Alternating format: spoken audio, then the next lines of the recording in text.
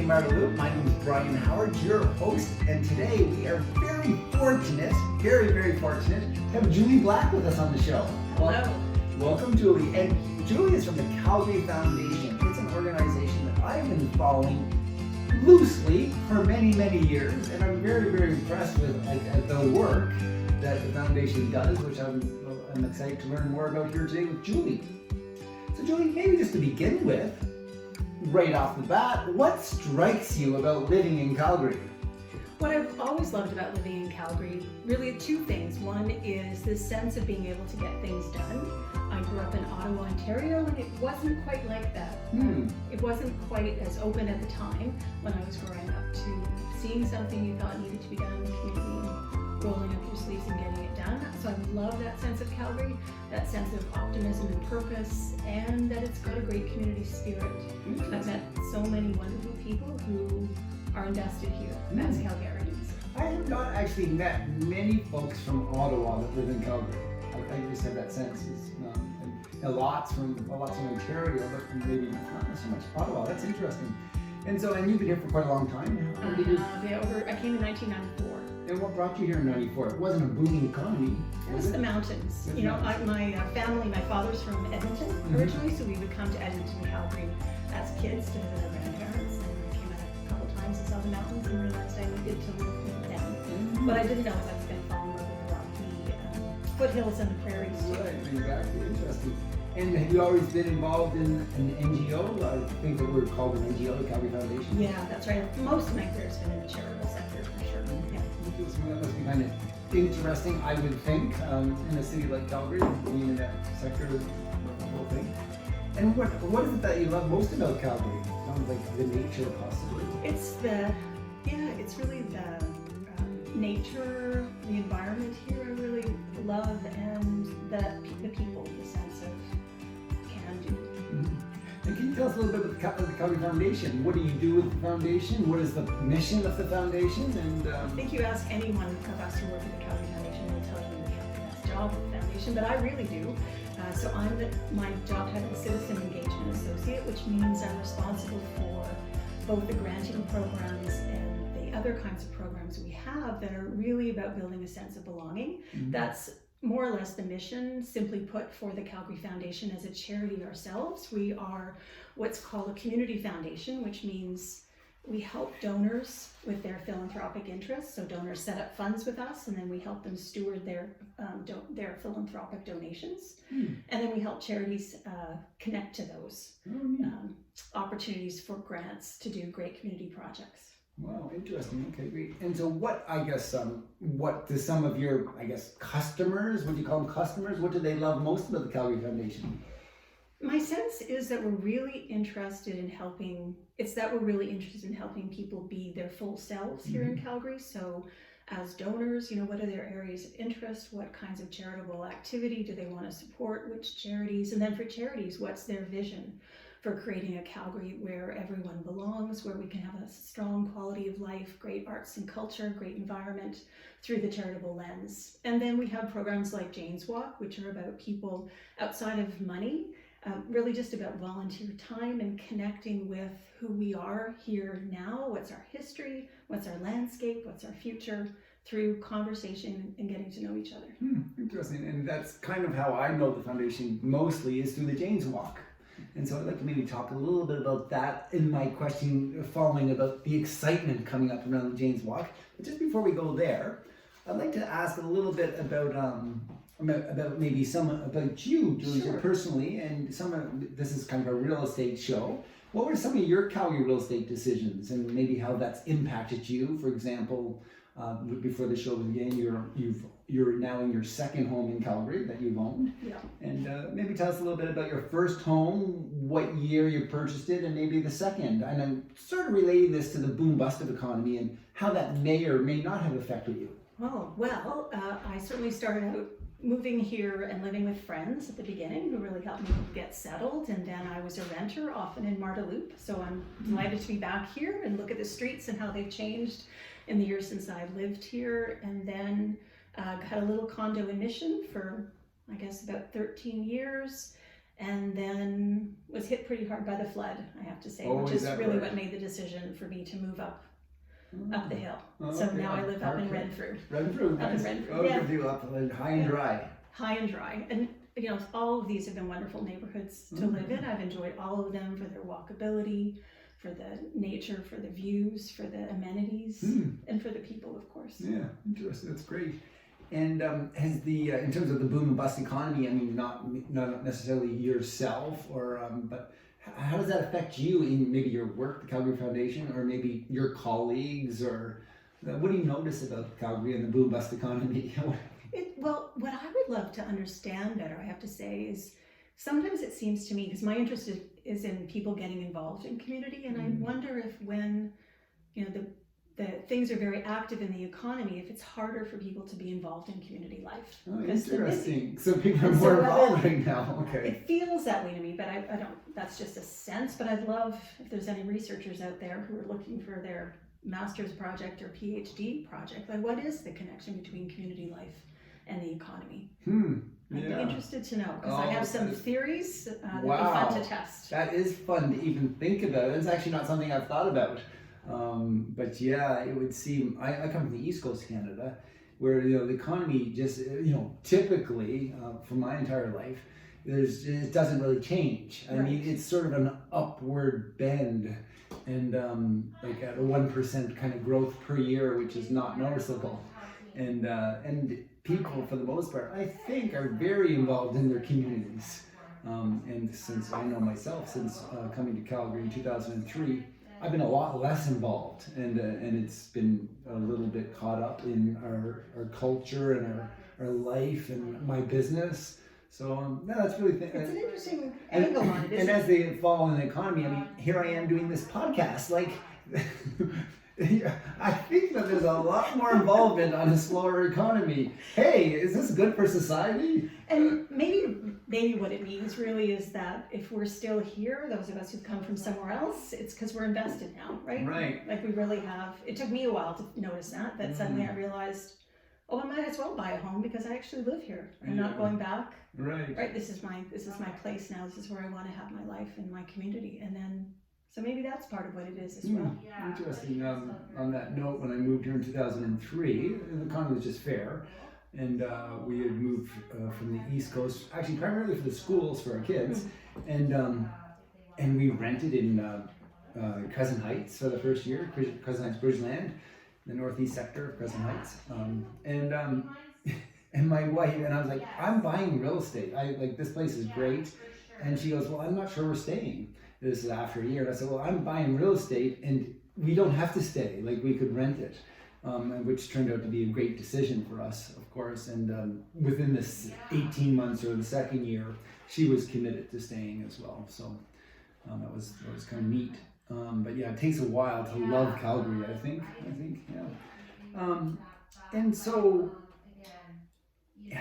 you came here from Ottawa, and you're still in Calgary. You're invested in Calgary, and I guess in sort of a sense, you know, why are you staying, or why are you not staying? Do you have a?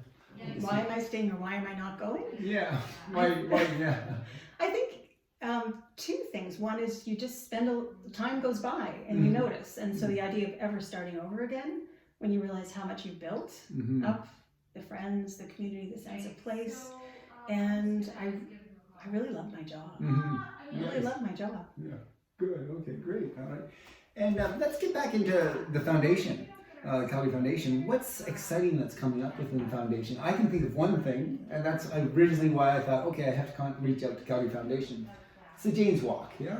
Yeah. Tell us a little bit about the Jane's Walk, I guess. Sure. So Jane's Walk is a weekend free neighborhood walking tours that happen in Calgary and in countries around the world. It's an international initiative that's organized locally, anywhere people want to organize it, essentially. So the idea, when I'm feeling fancy, I'll say something like it's about democratizing the walking tour, because the idea is people can put together a tour based on their own life stories, their own neighborhoods and interests in the neighborhood, a theme they might want to explore, and then invite people to join them for 90 minutes or so to have this kind of once in a lifetime experience, right? Yeah. So It's who shows up, what the weather's like, where they go look. It's about, getting out of our cars and our busy lives to spend some time, in a sense, being tourists in our own town, but maybe more than that, knowledgeable tourists, who Right. bring their own experiences of a neighborhood or a part of Calgary. And it's spending time together, noticing, experiencing it. So it happens in Calgary every year, every continent except Antarctica at this point. We'll have Jane's Walks on the festival weekend. Maybe Antarctica will come on board sometime, I don't know. And is it a day? Is it a weekend? Is it a month? It's a weekend. It's May, first weekend in May. First full weekend of May, because Jane Jacobs, the woman after whom it's named, was born on May 4. So it's that first full weekend this year, May 1, 2, and 3. In Calgary, we make it a 3-day weekend. Oh, okay. So May 1st this year falls on a Friday That's or Saturday? right. Okay. Friday. Neat. Well, wonderful. And I'm planning to organize Jane's Walk in my neighborhood here in Marda. Fantastic. I haven't done that yet.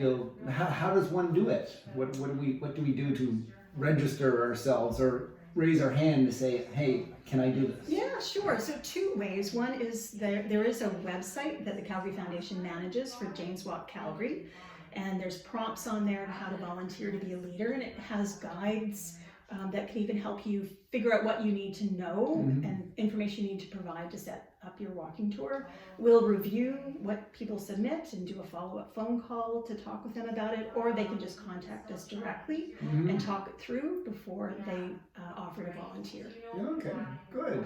And so what's next for me? I know I want to do it. I think I can do it. Actually, I've done it in the past. You have, that's we were right. trying to figure it out. Was it 10 years ago? Yeah, or was you it... were one of the early ones, as I recall, that which right? was great Yeah. for us. So really, you need to think through your ideas. One of the first Oh, things that's to a problem. do. I know. It's fairly low barrier, but Yeah.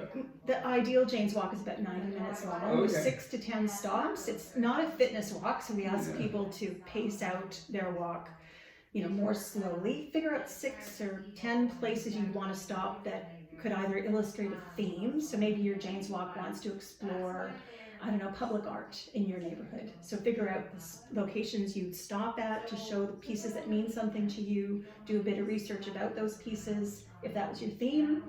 We've had people do unbelievable amount of things because it's such a flexible platform for community storytelling. Maybe your thing is Instagram spots. So you'll figure out a neighborhood where you find yourself going because there's beautiful things to photograph. Oh, neat. And that could be your theme. So you figure out where it is, about a 90-minute walk, 6 to 10 stops. Oh, I love this. So it's really flexible. Yeah. Maybe you're interested in bird watching. Maybe you're an urban sketcher. Maybe you're a local historian and you Right. know some of Every- the interesting gossip in your neighborhood you want Right. to share. Architecture. It's vast what you could do. And what's so cool is every walk will be completely different based on, well, number 1, the leader, number 2, who shows up, number 3, the weather. Yep, absolutely. That's right. We've had about 116 neighborhoods so far explored in the 13 years of Jane's Walk in Calgary, That's great. which I think is pretty wonderful, to have it in the core, but also far outside the core in the burbs. Yeah, too. cool. So I was thinking about trying to organize it from actually this kind of office residential location that we're in, which is kind of like the ugliest place in Altadore Marda Loop, which I think is a fine place to start. It's a great title for a walk. I'd show up for that. And it's going to change. Like, it's changing. So but that's kind of interesting. Good.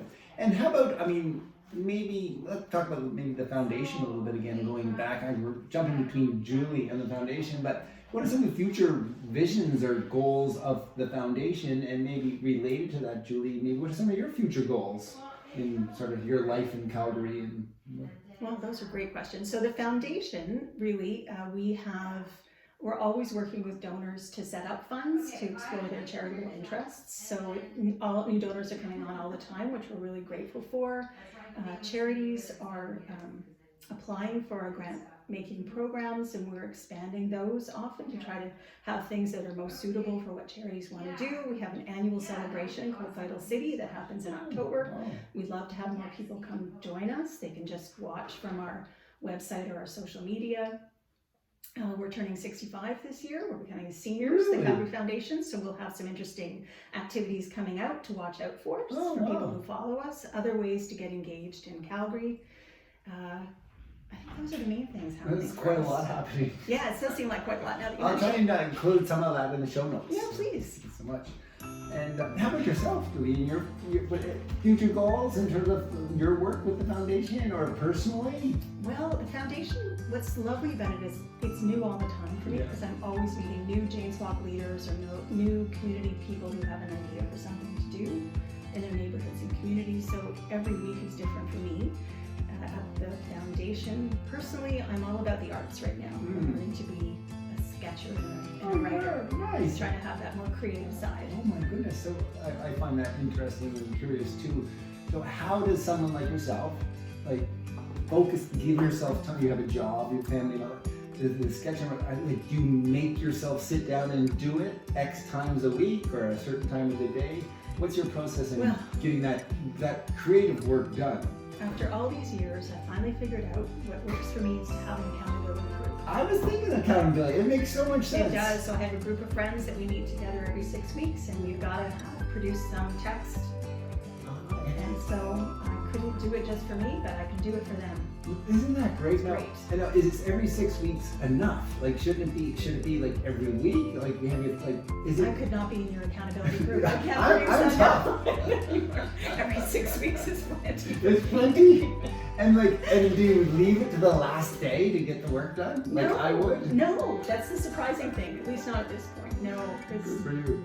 you can't. If you want to produce something good, you got to be Okay. working away at it, right? Right. Having that deadline, And is there? shimmering at the end of it all, it works. Then will there be something published? Would that be a goal? I can't even think about Do you share your writings with your, I guess, obviously your friends, and do you put it out in the public? Are you blogging or anything?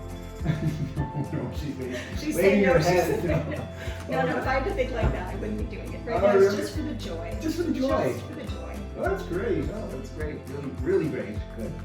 Well, Julie, I think that's kind of, I think we had a nice chat here. How do people reach out? If they want to learn more about the foundation and James Walk, are you guys on Insta, for example? Yeah. Or are you tweeting? Or Yeah, all of those things at Calgary Foundation is where people want to look. On Twitter And Instagram. Instagram, those two things, yeah. At CAL Foundation. That's right. We've got some lovely videos up on YouTube, our YouTube channel, and just the plain old website has lots of great information. Good. And then also, I think your website is calfoundation.com or .org. CalgaryFoundation.org. It's calgaryfoundation.org. Well, Julie, thank you so much for being on the show. My pleasure, thank you. It's been a pleasure. Thanks. That was fun. Isn't it fun?